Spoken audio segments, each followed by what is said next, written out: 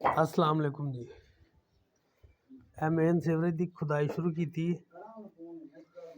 इत्थों दी लगना है, खुड्डे भजने ने। कल असी वाशरूम दियां झरियां मारदियां सीगियां पानी दियां। अज सीवरेज की खुदाई होन दी है, होर थोड़ी देर तक साढ़ा चाल रुक जानी है। समान चाहिए सानू।